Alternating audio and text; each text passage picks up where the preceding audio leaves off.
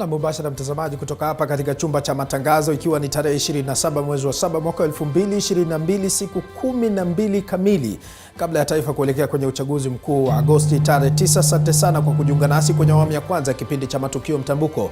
Ni wakati wa kutoa katika kaunti tofauti na kukujuza ni yepi ambayo yanajiri, huko tukiungana na waandishi wetu wa habari ambao wamekita kambi katika maeneo hayo, na bila shaka mida za baadaye tutakuwa na mjadala chanya kabisa kuhusiana na siasa na mdahalo wa wagombea wa urais ambao ulifanyika hiyo jana, na bila shaka itakuwa nimefanya dhihaka iwapo nitakosa kusikiliza maoni yako kupitia kwenye mtandao wa kijamii. Tovuti ni www.tv47.co.ke, kwa mtandao wa Facebook ni TV47 Live. Mimi ni mtangazaji wako Paul Kirombe na mwenzangu, na mimi jina langu ni Beatrice Watare. Mwenzangu bila shaka ameweza kudadavua masuala tofauti ambao tutaweza kuangazia siku hii ya leo. Lako ni jicho tu mpenzi mtazamaji hapo nyumbani. Siku hii ya leo najua kwamba tumbo joto linazidi kuendelea, maana zimebakia siku 12 peke yake kabla ya uchaguzi mkuu wa Agosti 9. Ila kwa sasa wacha tuweze kutazama yanayojiri ni yepi, ili tujue ni yepi ambao tutakuwa tukiangazia siku hii ya leo. Na kama unavyoona kwenye runinga yako mpenzi mtazamaji, kwanza kabisa naibu rais William Ruto atakuwa akipeleka kampeni eneo la Mlima Kenya. Na pia vile mgombea wa kiti cha urais David Wahiga Mwaure atakuwa anapiga kampeni zake, atakuwa anapeleka kampeni zake katika maeneo ya Thika na kutoa katika vituo tofauti. Na kwingineko waziri Fred Matiang'i atakuwa akizindua sera za kupambana na ugaidi. Ni baadhi tu ya taarifa ambazo tutakuwa tunazidi kufuatilia katika chumba chetu cha matangazo.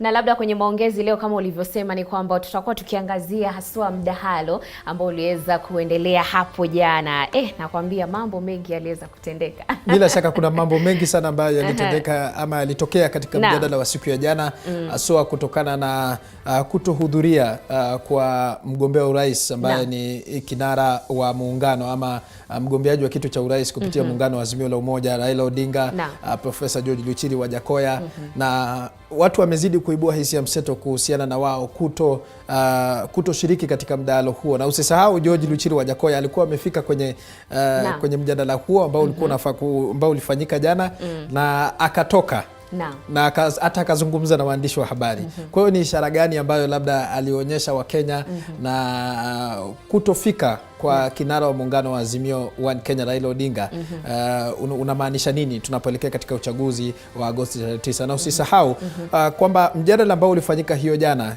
utafiti utatolewa Wakenya waweze kujua ni watu wangapi ambao walikuwa wanafuatilia matangazo haya kupitia kwenye runinga tofauti. Na usisahau katika mjadala ambao ulikuwa umefanyika pale mwanzoni, ilikuwa ni watu zaidi ya milioni 30 ambao walikuwa wanatazama.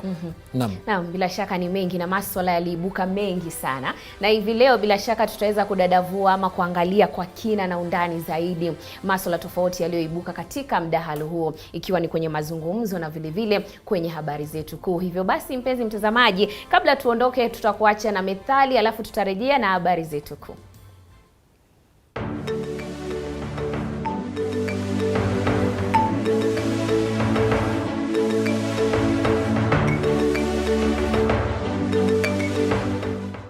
Methali ya leo: Mungu akiziba hapa huzibua pale. Maana yake, Mungu akikukosesha hiki hukupa kile. Matumizi: hutumiwa kumliwaza mtu ambaye mlango wake wa heri umefungwa kuwa Mungu atamfungulia mwingine. Methali yenye maana sawa, na Mungu hamkoseshi mja wake yote.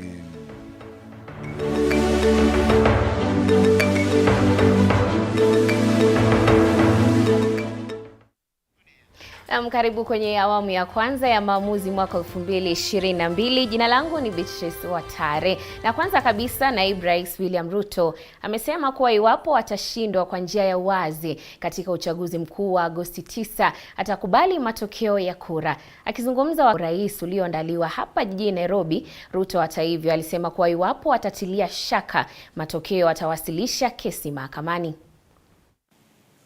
Accepting the outcome of the election includes going to court if you have an issue with the results. That's accepting the outcome of the election. Okay, you say my competitor has won. I have a doubt and I will go to court.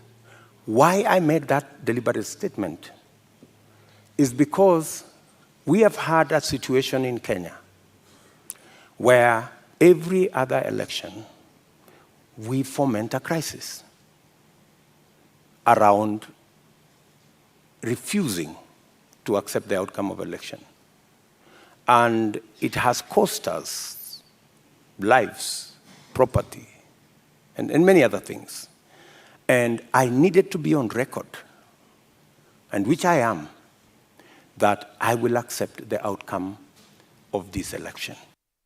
Tukiendelea ni kwamba mwaniaji wa kiti cha urais kupitia chama cha Agano David Mwaure amehakikishia Wakenya kuwa viongozi wa kidini watachangia pakubwa katika serikali yake iwapo atashinda uchaguzi mkuu wa Agosti 9. Akizungumza hapo jana kwenye mdahalo wa waniaji urais uliofanyika hapa jijini Nairobi, Mwaure alidokeza kuwa Wakenya wanahitaji viongozi wacha Mungu. We have spoken out on matters. It's not the first time that I'm speaking against corruption. And you know, there is a greater way of expressing opposition, by your example, by who you were. As I stand here, I know nobody can accuse me of having been involved in any of these scandals. As I stand here, I'm a witness. I am an example of the fact that any Kenyan can run for presidency. Tukiachana na hayo, mbunge wa zamani wa Mbeere Kusini Kasisi Mutava Musimi amemtaja kinara wa Azimio Raila Odinga kama kiongozi aliye na maono kwa taifa la Kenya. Akizungumza wakati wa uzinduzi wa kaunti dogo mpya ya Mwea, Mutava amewarai wa Kenya kumpigia kura Raila Odinga wakati wa uchaguzi wa Agosti 9. Hata hivyo, mratibu wa eneo la Mashariki Evans Achoki amewaonya wa Kenya dhidi ya kujihusisha na vurugu taifa linapojiandaa kwa uchaguzi. Wakati umefika mwananchi achague viongozi ambao wanakuja kwa laini hiyo ya kura. Mchague kama watu werefu. For me personally, rais wangu ambaye nitapea kura ni Raila Amolo Odinga na Martha Karua. Raila tumejuana miaka mingi tukitafuta reforms. Ni mtu najua, you can trust him with government. Martha Karua nimemjua miaka mingi. Alisoma shule Faculty of Law, University of Nairobi, in the same class na mke wangu Mama Mweni. Na sisi tunasisitiza amani, watu kuishi pamoja. Uchaguzi ni siku moja tu, na wewe una haki ya kuchagua yule kiongozi unaotaka. Wewe umeshauriwa jinsi ya kuchagua viongozi, so ni haki yako kuchagua yule kiongozi unaotaka. Naam, tukisonga mbele, waziri wa usalama Fred Matiang'i amezindua rasmi mikakati ya usalama inayonuia kupambana na ugaidi. Mikakati hiyo vile inanuia kupambana na uhalifu wa kiuchumi humu nchini. Hebu tuvuke moja kwa moja tusikilize yanayojiri katika hoteli ya Serena. From this report, that there are other areas that we need to be on the lookout as the private sector. So I have no doubt that the insights we have seen today will contribute a lot in our internal own risk assessments framework for financial institutions and also for the designated non-financial businesses and professions. Indeed, this report, the NRA assessment, has been concluded in a timely manner, preceding the country's second round of mutual assessment process that is currently ongoing. I make this note in consideration of the fact that financial crime, and especially money laundering and terrorism financing risks, continue to pose a challenge on the financial systems. It is therefore incumbent upon financial services providers to continuously enhance money laundering frameworks to mitigate against the identified risk. Honorable Cabinet Secretary, I can attest that most bank CEOs in attendance here today rank financial crime as the topmost risk that financial institutions grapple with. If you were to ask them what gives you sleepless nights, I can assure among the 5 top things is the whole issue of the financial risks related to money laundering. So it is for this reason that we as a sector will continue to make deliberate efforts towards curbing the challenges through collaboration with regulators and government institutions. And we will all admit that it has been a journey. It's not been an easy journey. There has been some pains along the way, some gains along the way.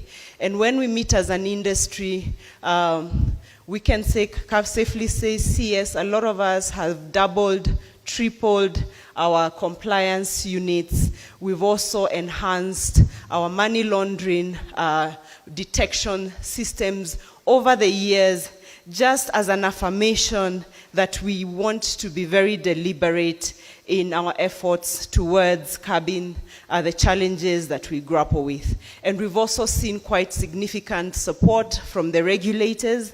I know that when we started the journey, it was a lot of pain, hammer approach to it, but now we see a more collaborative approach, and this launch of this report is really a demonstration of the collaboration that we are committed towards in the future. As you are aware, the Kenya banking sector, by extension the financial system in Kenya, is pretty well developed. And it is this distinction that has contributed to this country becoming a regional financial hub and really playing a vanguard role in spearheading growth in the region. However, these developments have also inadvertently attracted some nefarious clients whose main motive is to abuse the systems for illegal activities. These developments have therefore inevitably necessitated financial institutions to craft solutions geared towards strengthening and enhancing our anti-money laundering risk framework. And to this end, the NRA outcome today will aid secure the country's financial system and complement the industry's intervention. One may be tempted to ask, so why is this NRA assessment report important to this country? This question is best answered by the fact that we need to identify our high-risk areas and to direct the necessary resources to those high-risk areas so that we can mitigate against the emergent risks. In addition, this assessment will inform the development of a national anti-money laundering and combating financing of terrorism, MFT, CFT policy, and appropriate mitigation strategies. I have no doubt that these goals will be realized through implementation of the NRA recommendations. It is therefore instructive to note that the approach taken by FRC to conduct this assessment in a more inclusive and collaborative. Na bila shaka mpenzi mtazamaji, ni katika mikakati ya kuhakikisha kwamba kuna usalama, na mwanahabari wetu Chepto Boit atazidi kufuatilia taarifa hiyo, na hapa ndani ya TV47 tutazidi kukuarifu hata zaidi. Tukisonga mbele ni kwamba mbunge wa Mumias Mashariki Benjamin Washiali amewasuta vikali viongozi wa muungano wa Azimio One Kenya wanaokosoa utendakazi wa IEBC, akisema wameingiwa na kiwewe baada ya kuona dalili ya mgombea wao wa urais kushindwa. Akiwahutubia wanahabari mjini Mumias, kaunti ya Kakamega, Washiali amesema muungano wao wa Kenya Kwanza una imani na tume hiyo na kuwa inapaswa kupewa fursa ya kusimamia uchaguzi wa Agosti 9. Washiali ambaye pia ni mshirikishi wa kampeni za muungano wa Kenya Kwanza eneo la Magharibi, ameelezea matumaini ya naibu wa rais William Ruto kumbwaga mpinzani wake mkuu Raila Odinga katika uchaguzi wa Agosti 9. Kwingineko, viongozi wa kanisa la Kianglikana Dayosisi ya Mumias na mgombea wa ugavana kaunti ya Kakamega kwa tiketi ya chama cha ODM Fernandes Barasa wametoa wito kwa viongozi wa kisiasa nchini kuhubiri amani kabla, wakati na baada ya uchaguzi mkuu. Ndugu zetu wanaanza sasa kulia kusema sijui IEBC wamefanya hii, IEBC wamefanya hii. Mimi nakumbuka hii IEBC kija in place, huyu ndugu yetu wa Kuzimia alikaa kwa barabara akisema kwamba ile IEBC yenye ilikuweko ile awali itolewe, na tukatoa hiyo IEBC tukiwa kwa bunge. Sasa tena ni makosa gani imetokea kwa hii? Na amenyamaza tangu hiyo IBC wekwe in place. Hii IBC yenye iko sasa hii iliconduct kura ya 2017. Tukaenda kwa maneno ya rerun kwa sababu ya court ruling, na tena leo anangojea miaka 5 imeisha, ndio sasa imebaki wiki 2 anasema ati IBC iko na kasoro. Sisi Mkenya yoyote mwenye atasimamia IBC, sisi tutamuunga mkono ili sisi tupige kura, kwa sababu tunajua uamuzi wa mwisho unatoka kwa Mkenya. Wito wetu kama kanisa la Kianglikana hapa kwetu Mumias kwa uchaguzi unaokuja hapa Kenya mwaka huu tarehe 9 Agosti ni ya kwamba tufanye uchaguzi wa amani. Tusio na uchaguzi wa kuleta furuku, na tunaomba wote wanaong'ang'ania viti tofauti wasitumie vijana wetu kulete furuku kwa sababu ya hapa na pale, na tena wawalete vijana wetu wajue kuchagua viongozi ambao watatuletea maendeleo, ambao watatuweka hatua fulani. Mimi kama gavana mtakiwa nimesema kila kitu ambacho nafanya naweka Mungu mbele, ndiposa nikasema nijiunge hapa na wachungaji wetu wa kanisa la Kianglikana ili watuombe safari ambayo tunaendelea kukamilika, na pia waombee amani katika uchaguzi, na viongozi wote ambao wanafanya siasa zao wafanye siasa za amani, wauze sera zao, waje kutumia vijana vibaya na pia vurugu. Na tukisonga mbele ni kwamba takwimu kutoka kwa Baraza Kuu la Kitaifa la Kudhibiti Maambukizi ya Ukimwi zimeeleza kuwa 11% ya watoto wanaambukizwa ukimwi kutoka kwa mama ikilinganishwa na ile ya kitaifa ambao ni 8.3. Akizungumza katika hafla ya kutoa uhamasisho maarufu Triple Threat kaunti ya Kilifi, katibu katika Wizara ya Afya Daktari Susan Mochache alieleza umuhimu wa kukabili visa vya mimba za mapema, dhulma za kijinsia na ukimwi.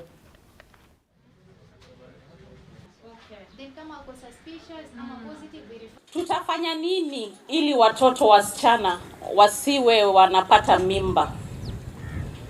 Watoto wasichana wanatakana kuwa wapi? Mtoto msichana akiamka asubuhi anatakana kwenda wapi? Shuleni. Watoto wa Kilifi wasichana hapa wanaenda shuleni. Na wale hawaendi, kwa nini hawaendi? Ni jukumu letu kama wazazi kuhakikisha watoto wetu wanaenda wapi? Shuleni. Kwa maana mtoto akiwa shuleni hapati mimba, si ndio? Tunaweza pingana na virusi vya ukimwi waambukizaji. Tunaweza chunga wale wako na HIV tusiwadhulumu. Tunaweza zuia mama asisambaze mtoto kwa mtoto wake kama ako na virusi. Na tunaweza komesha mimba za utotoni. Na hayo yanapoendelea, kuna janga jingine ambalo linaendelea ambalo hatujaliangazia, na ndio kwa sababu tuko hapa. Kila mwaka watoto 5,000 wanapoteza maisha yao kwa sababu ya ugonjwa wa ukimwi. Na ni kama tulishasahau. Kwa hivyo ni muhimu tuliona tujikumbushe. Tukitambua kwamba ugonjwa huu ulipokuja nchini mwetu mwaka wa 2013 hivi, na hata ilikuwa imekuja hapo mbeleni, tulikuwa na watu zaidi ya 100,000 ambao walikuwa wakipata ugonjwa hii kila mwaka, lakini sasa tumepunguza. Tumefikisha karibu 32,000. Na tukiachana na hayo ni kwamba kina mama wachanga kutoka kaunti ya Kilifi wamelalamikia kutelekezwa na kubaguliwa katika miradi ya serikali ya kaunti hiyo na kuwaacha maskini. Wakizungumza katika mkutano uliowaleta pamoja zaidi ya kina mama wachanga 105 kutoka kaunti ya Kilifi, akina mama hao walisema kuwa wengi wao walipachikwa mimba wakiwa katika juhudi za kutafuta karo ya shule na pesa za kujikimu. Mwaniaji wa kiti cha ugavana katika kaunti hiyo George Kiti aliahidi kubuni nafasi za ajira kwa 30% ya kina mama wachanga kutoka kaunti hiyo. Sisi kama single mamas tunapitia mambo mengi sana, kuna changamoto nyingi tunazozipitia. Hata mkituona hivi, hawa watoto tulionao, wengineo tumewapata kwa sababu ya kutafuta msaada kwa viongozi wetu. Ukienda kwa ofisi ukitaka basari, kiongozi aliyeko hapo yakwambia ulale na yeye ndipo apate kukusaidia. Hivyo basi kupitia hili tunaomba viongozi wetu mlio hapa ambao mnatusikiliza, mtakapopita tarehe 9 ya mwezi wa 8 mkaweze kutusaidia sisi kama single mamas kwa changamoto hizi zetu tunazozipitia. Tukienda hata kuomba vibarua, unaambiwa paka lazima ukae na mtu ndiposa upate kusaidika. Sisi young mothers tunapitia shida nyingi sana. Mpaka tumeacha shule, tumezaa, tumedanganyika na maboda, shida nyingi. Ukitoka shule kurudi nyumbani hakuna kitu, inabidi ukimbilie kwa boda ili upate pesa ya kujikimu na mtoto wako. Ndio maana mpaka tukapata mimba za mapema, tupata shida, tuomba mtusaidie. So kama umezaa, haujazaa, masomo yanaweza kuingia kwa akili. Tumeelewana? So hakuna haja ya kufanya give up, hakuna haja ya kukata tamaa. Na tukisonga mbele ni kwamba shirika la Katiba Institute limeandaa kongamano mjini Kakamega kuhamasisha mashirika ya kijamii na viongozi wa kidini kuhusu uchaguzi na mchango wao katika uchaguzi wa Agosti 9. Wasimamizi wa shirika la Katiba Institute wanasema kwamba kuna umuhimu wa jamii kuhakikisha usalama na kufuatilia kwa karibu jinsi uchaguzi unavyoendeshwa. Na bila shaka mwanahabari wetu Violet Auma yuko katika kaunti ya Kakamega na hivi sasa tunaungana naye moja kwa moja. Violet, hujambo na ni yapi yanayojiri? Asante sana, sijambo. Na vile ulivyosema tuko hapa katika kongamano ambalo limekuwa ni kongamano la siku 2 la Katiba Institute, na wamekuwa wakihamasisha wakazi na vile viongozi wa kidini kuhusiana na uchaguzi. Labda nimlete ndani, tueleze majina yako na kwa nini haswa madhumuni ya mkutano huu ni yapi? Naomba uangalie. Mimi naitwa Patricia Joseph, nafanya na shirika la Katiba Institute. Kwanza niseme kidogo about Katiba Institute. Ni shirika lisilo la kiserikali. Our work is mainly to deal with utekelezaji wa katiba, especially kuhusu mambo ya devolution, good governance, human rights na pia climate justice. So we do this by engaging communities, capacity building, public interest litigation na pia networking and collaborations with partners. Sasa vile tumekuja hapa, it is part of our community engagement na pia part of capacity building. Vile this is a period for elections, we are here to sensitize the community about the electoral process because our work is to ensure katiba inatekelezwa ipasavyo vile even during uchaguzi process. So tuna engage the communities to sensitize them on the electoral process na pia kuhusia mambo ya role of communities in monitoring and ensuring security during elections. So our training for the last 2 days has been reached out to communities drawn from Kakamega area. We work in a part of sensitization, tunafanya kazi na communities because we believe that communities ndio chanzo cha implementation of the constitution. Bila communities hakuwa na demand for people mambo ya principles of the electoral process, the rights and responsibilities.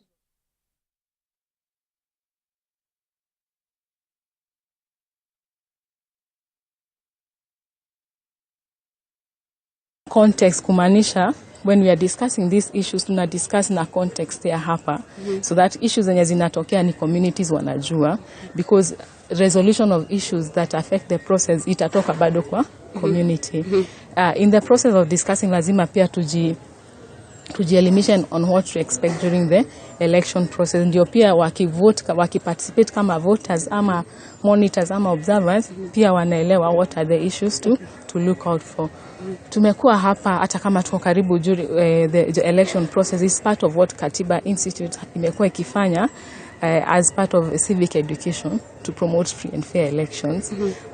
We've been doing this in different communities. Tumefanya in coastal region, in Nairobi, and sasa tuko western region. The idea is to sensitize the public, especially through the local communities, to understand the electoral process na pia to participate effectively in the electoral process as well as generally the political process. Okay. Asante, labda pengine ndiweze kuzungumza tu na mmoja ambaye pia ameweza kushiriki hii leo katika kongamano la leo. Kwako wewe, mkutano ulianza jana. Umenufaika kivipi haswa? Mimi mwenyewe kwa majina naitwa Alhaji Abdul Wafula, ambaye pia ni civic educator katika Kakamega, na pia tumefaitika. Mimi ni mmoja kwa wale wenye wamefaitika nayo sana, kwa sababu tumekuwa tukisomesha mambo ya katiba tangu mwaka uliopita, na hii sehemu ya leo imetufikisha kiwango kizuri, kwa sababu tumeweza kumobilize wale watu wenye tulikuwa tunasomesha mashinani, wale watu wenye wanaishi na ulemavu, wale viongozi wa kidini na wale viongozi wa kijamii ambayo tumekuwa nao, tumeweka pamoja hapa. Ni kwamba mimi peke pamoja nao tuone ya kwamba tunaweza kufanya namna gani ili tuwe na uchaguzi ulio mzuri. Na haya ndio malengo yetu, na watu wamefaitika. Mimi mwenyewe nimefaitika kwa sababu wametupa elimu ya kutosha kusitiza yale ambayo tulikuwa tunasomesha, na leo naona ya kwamba tutafika kiwango ambayo ni kizuri. Election itakuwa mzuri. Okay. Sawa sawa, asante. Hayo tu ni huyo ni mmoja wa wale ambao wameweza kukongamana hapa na wanafunzwa mawili matatu kuhusiana na katiba na sheria, na vile vile kwao wanasema kwamba lazima sheria, kanuni zote za uchaguzi ziweze kuzingatiwa, na ndio sababu haswa ama madhumuni ya kongamano hili. Kutoka hapa mimi sina la ziada, narudisha kwako studioni. Na shukrani sana Violet. Bila shaka hilo ni shirika la Katiba Institute ambapo wameandaa kongamano la siku 2 kaunti ya Kakamega, huku wakitilia mkazo muhimu wa mchango wa jamii na vile vile dini katika uchaguzi mkuu unaokaribia. Mpenzi mtazamaji, hivi sasa nitachukua mapumziko mafupi, ila nitarejea, usiende mbali.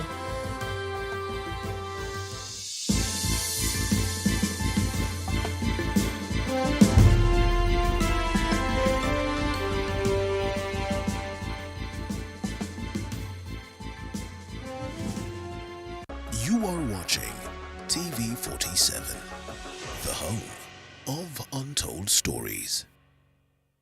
What is intimate partner violence? Intimate partner violence, or IPV, is a pattern of behavior in any relationship that is used to gain or maintain power and control over an intimate partner, especially through abuse. Any behavior from a partner that frightens, intimidates, terrorizes, manipulates, hurts, humiliates, blames, injures, or wounds someone is IPV. Intimate partner violence can take a serious emotional toll on anyone, including refugees, creating a sense of hopelessness and despair. It can cause people to believe that they will never escape the control of the abuser. You may feel alone, but you are not. If violence is occurring in your relationship or suspect someone else is undergoing violence, call emergency numbers National GBV hotline on 1195, and for refugees, call UNHCR helpline on 1517 or call the police at 112. Let us stop IPV and protect our women and girls. This message is brought to you by Highest Kenya with the support of the United Nations Trust Fund. You are watching TV47, the home of untold stories.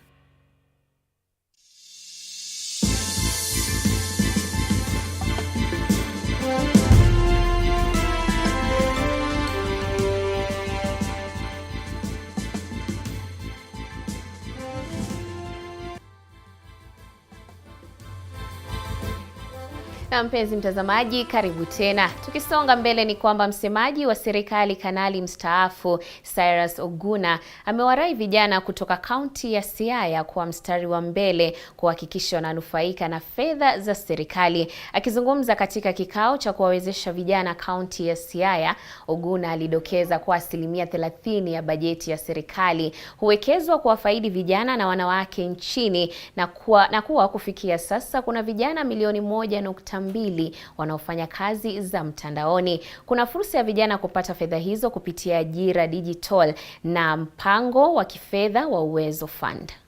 Jinsi ya kujiwezesha wenyewe kama vijana, kuinua hali yao ya maisha kama kibinafsi, lakini pia kama familia na kwa ujumla kama nchi nzima. Sisi kama serikali tunafahamu kwamba vijana ndio nguvu kazi ya taifa. Ile nchi ama serikali ambayo haijaangazia mambo ya vijana, basi ni serikali ambayo haina kesho. Na inaweza kusema kuwa kwa kweli serikali imetusaidia mno kama vijana, na imetufanya kuwa vijana tumeinuka. Unajua kuwa tunaelewa kuwa vijana wengi tuna matarajio ya kupata tu the white collar job ambao wanasema kwa Kiingereza. So kwa miradi haya kama Uwezo Fund tumeweza kupata pesa na imetuwezesha kufanya biashara nyingi, na hata mimi binafsi nimepata kurudi shuleni, na pia nashukuru sana. But the only challenge that I would like to take this dispensation to address the government should focus on unemployment. Education is not currently the main challenge in Kenya, since if you want to confirm that, there are things we call indicators. Once serikali itatangaza tu hata nafasi kidogo ya watu kuapply kazi, they can get more than 10,000 applicants, which they cannot even accommodate because of the wage bill. Na tukisonga mbele, naibu gavana kaunti ya Machakos Francis Maliti amejiondoa katika kinyang'anyiro cha ugavana kaunti ya Machakos. Maliti ambaye ni mwaniaji wa kiti cha ugavana kupitia chama cha maendeleo Chapchap amesema atamuunga mkono Wavinya Ndeti wa chama cha Wiper katika uchaguzi mkuu wa Agosti 9. Na bila shaka tutakuwa tukiungana naye mwenzetu Dennis akiwa kaunti ya Machakos ili atupatie taswira kamili ya kile kinachoendelea. Naam, kama ulivyotangulia kusema, tumekita kambi katika kaunti ya Machakos kuhakikisha kwamba tumeletea msikilizaji wetu na mtazamaji wetu habari zote kuhusiana na siasa za kaunti ya Machakos, kwa sababu siasa za ugavana zinazidi kupamba moto kila kuchao. Mwishoni wa juma tuliona aliyekuwa mgombea mwenza wa mgombea ugavana katika kaunti ya Machakos kupitia chama cha maendeleo Chapchap, Rose Ndinda akimuama Maliti na kutangaza kumuunga mkono kumuunga mkono mgombea wa chama cha CCU Nzioka Waita. Kwa sasa naye Maliti ametangaza kwamba atakuwa anamuunga mkono mgombea wa kiti cha ugavana kupitia chama cha Wiper Wavinya Ndeti. Nitakuwa naungana na mbunge wa Matungulu Stephen Mule ambaye pia ni mwanachama cha Wiper, atuelezee maneno haya na pengine hatua hii itampa upato gani mgombea wa kiti cha ugavana kupitia chama hiki Wavinya Ndeti. Pengine unaweza karibia ini TV 47 uko hewani, pengine hatua ya Maliti kumuunga mkono Wavinya Ndeti itasaidia chama cha Wiper kushinda hiki kiti?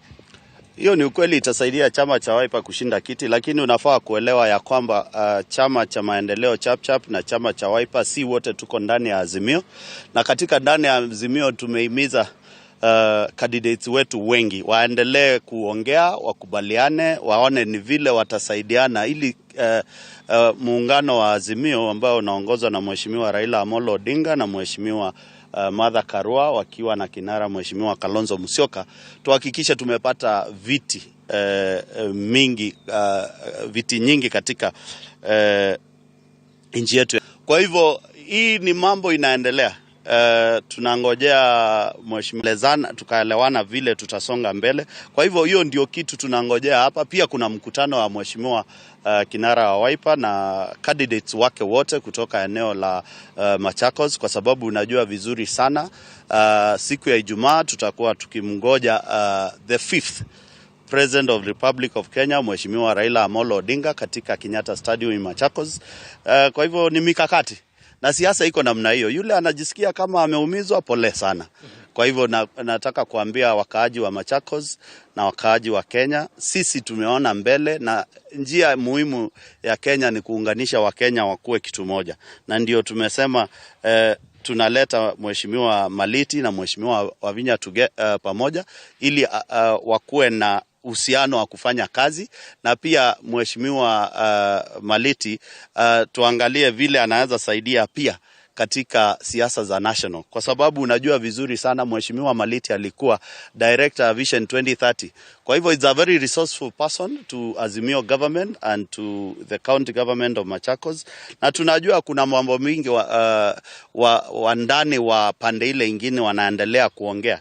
Niseme ya kwamba Mheshimiwa Maliti amefanya hivi kwa hiari yake. Na pengine nikukatize kidogo, chama cha Wiper kimekuwa kikizunguka na kumsuta Maliti kwa uongozi mbaya ambao umekuwa ukishuhudiwa katika kaunti ya Machakos. Pengine mambo haya yametakaswa ama mtatumia mbinu gani kujisafisha? Unajua Mheshimiwa Maliti alikuwa deputy governor wa Mutua. The buck stops with Governor Mutua. The buck does not stop with Maliti. The executive of Machakos County is Dr. Alfred Mutua. That's where the buck stops. Mheshimiwa Maliti anakuja kama kiongozi ye hajakuja akiwa amebeba ile baggage ya Machakos. Baggage ya Machakos tunajua iko na nani na mahali iko. Tutarajie nini kutoka sasa kusonga mbele? Tutakuwa na mikakati. Mkutano wa kwanza itakuwa Ijumaa vile imesema, Friday, tukiwa na mheshimiwa Raila Amolo Odinga na timu yake yote ya Azimio kule uwanjani mkuu wa Kenyatta Stadium Machakos, na tuko na misururu ya mkutano katika pembe zote za kaunti ya Machakos kuanzia Saturday mpaka Saturday. Na tutakuwa tukiandamana na mheshimiwa Maliti, mheshimiwa Wavinya Ndeti na viongozi wale wengine, deputy mheshimiwa Mwangangi, wabunge wote wa Wiper, na tuangalie vile tutaleta watu wetu pamoja. Kuna kitu watu haelewi. Hii siasa ya 2022 ya urithi ni siasa ambayo inafaa kufanywa kwa makini na kwa ustadi mkubwa. Na ndio unaona watu wanayumba, wanaenda wananunua wengine waende kwa kambi zao. Na nataka kukuambia kwamba hawatoboi. Raundi hii wa Kenya wameamua rais wao ni mheshimiwa Raila Amolo Odinga, na watu wa Machakos wameamua gavana wao ni Wavinya Ndeti. Na hatuna tatishi. Tunataka kila mtu akuwe katika hiyo serikali ya mheshimiwa Ndeti. Hatutaki mtu yeyote ajisikia yuko ndani ya serikali ya mheshimiwa Ndeti ama yuko ndani ya serikali ya mheshimiwa Raila Amolo Odinga, kwa sababu nia kuu ya Azimio ni kuunganisha Wakenya wakuja pamoja. And that's why tunaita Azimio la Umoja, One Kenya Alliance. Na pengine mwisho kabisa, mtazamaji atajiuliza mazungumzo yalianza vipi? Ni Maliti alifikia chama cha Wiper ama chama cha Wiper ndicho kilichomtafuta Maliti? Unajua, kuniuliza hivyo ni kuniuliza nilala wapi. Mazungumzo ilianza kitambo na tunajua mahali ilianza, na hiyo ni siri yetu. Kwa hivyo hatutaki kutoboa nyumba yetu kutoka chini. Jua kulikuwa mazungumzo na ni mengi, hata kuna mengine inaendelea. Kabla wiki haijaisha naweza kuchangaza sana upate kuna mtu ana deputy governor hapa tu Machakos. Kwa hivyo usikuwe na wasiwasi. Sisi ni wanasiasa hatari na tunajua vile tunafanya na vile tunaenda mbele. Asante sana kwa muda wako, tunashukuru. Pengine tutakuwa tunafuatilia matangazo hayo. Nisikie mwananchi mwingine hapa kutoka kaunti.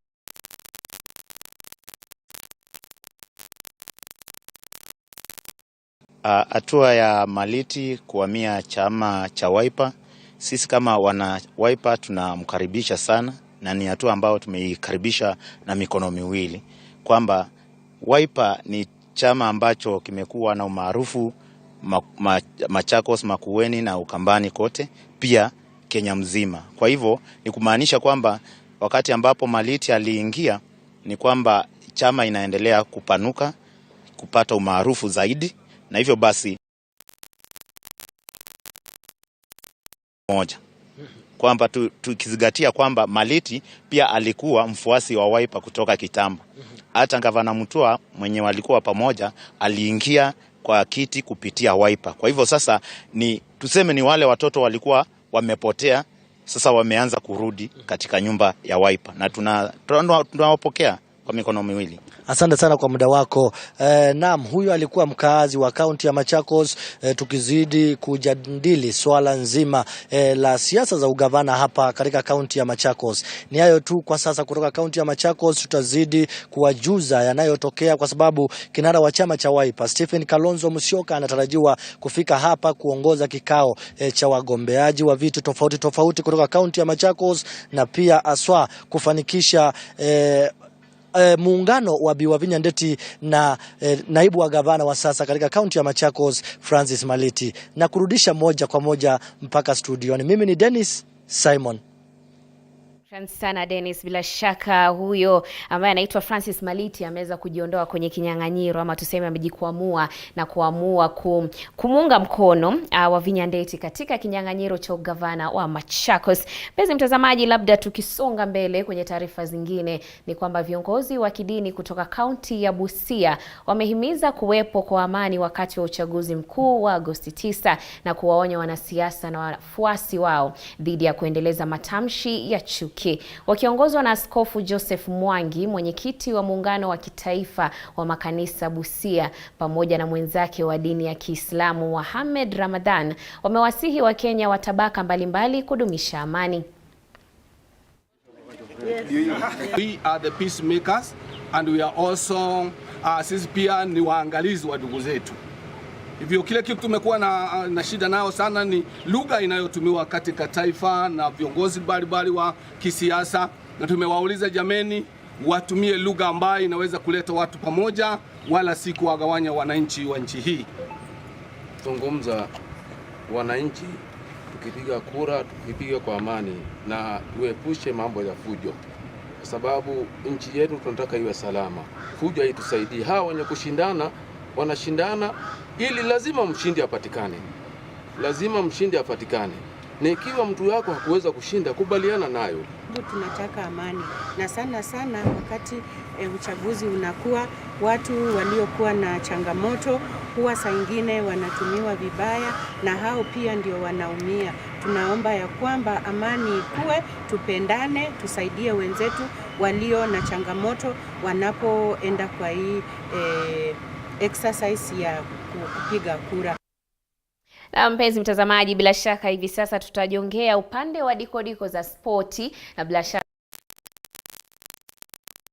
leo, habari yako asubuhi ya leo? Nashukuru, huku kwangu ni spoti tu, sijui hali yako Hatari? Hali yangu njema na niko tayari tuweze kudunda nyanjani, au sio?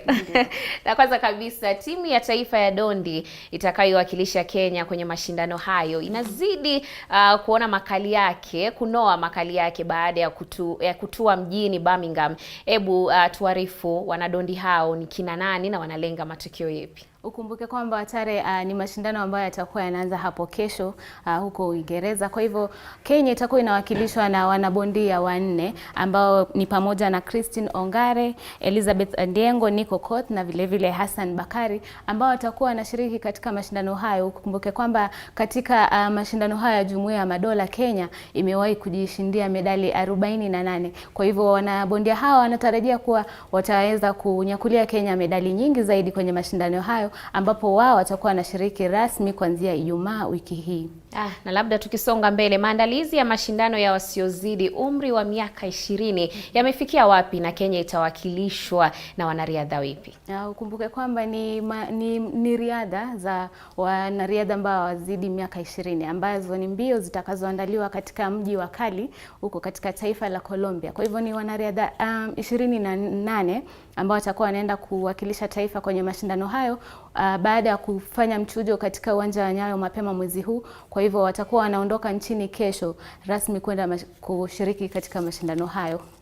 Na Kenya inatarajiwa kumenyana na Uganda kwenye mashindano ya gofu ya Victoria Cup. Labda Betty, hebu tueleze kwa kina yataandaliwa wapi, kina nani watashiriki? Labda nikukumbushe tu Hatari, ni kwamba mashindano haya yanarejea baada ya miaka miwili kusitishwa, baada ya miaka miwili kufuatia tu mkurupuko wa janga la corona. Kwa hivyo mashindano haya yatakuwa yanaandaliwa kuanzia Ijumaa katika uwanja wa gofu wa Limuru, na ni timu mbili pekee yake ambayo ni Kenya na Uganda watakuwa wanashindana katika kombe hilo ambalo ni Victoria Cup, na timu zote mbili zitakuwa zinatoa wachezaji wa 10, na vile vile katika timu ya Kenya ni pamoja na Njoroge Kibugi ambaye ni chipukizi ambaye anafanya vizuri katika mchezo huu, atakuwa anashiriki kwenye mashindano hayo, na pia Sami Mulama vile vile na Dennis Mara ni miongoni tu mwa wachezaji ambao watakuwa wanashiriki katika mashindano hayo.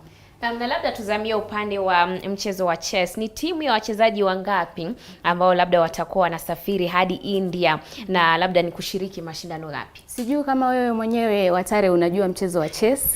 Si ufahamu, lakini nimetaka sana kujua. Haya basi, ni mchezo ambao huku nchini unakuwa, na kwa hivyo ni wachezaji 10 ambao watakuwa wanaenda kuwakilisha taifa katika mahali mchezo huu ulitokea, ambapo ni India katika mji wa Chennai, ambapo ni wachezaji 4 watakuwa wanaenda kushiriki katika 10 katika mchezo huo. Ni wadada 5 na wanaume 5, ikiwemo Githinji Hinga ambaye pia ni bingwa katika mchezo huu, anajulikana katika mchezo huu, na vile vile ni chipukizi ambaye pia anafanya vizuri kwenye mchezo huu, anaitwa Martin Njoroge.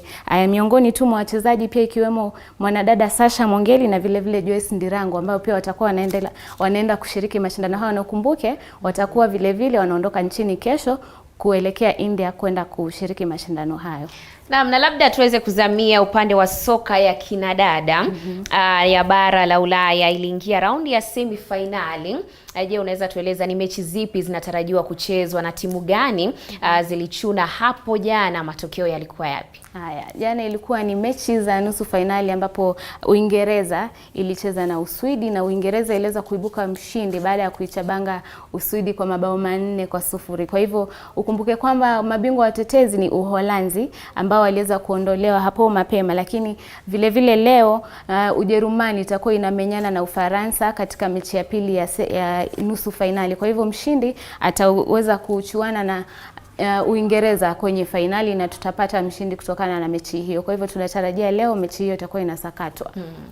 Na labda tumeweza kutamatisha habari za spoti, ila kabla uondoke, jana tuliweza kuangazia Okutoi akiwa kwenye mchezo wa tenisi. Hebu tuambie labda ni kipi kilichoendelea, aliweza kupata matokeo yapi? Nafurahi kwa sababu unamfuatilia mwanadada huyu ambaye ni chipukizi lakini anaandikisha matokeo mazuri kwenye mchezo huo. Kwa hivyo Okutoi jana aliweza kushiriki katika mechi yake ya raundi ya kwanza na kwa bahati mbaya aliweza kupoteza mechi yake hiyo ya raundi ya kwanza dhidi ya Mfaransa ambaye ni Marie Villet. Alipoteza kwa seti 2-0. Kwa hivyo bado anasalia na mechi 2 kuangalia kama ataweza kuibuka na ushindi na kuweza kusalia katika mashindano hayo. Na bila shaka tunamtakia kila laheri. Bila shaka.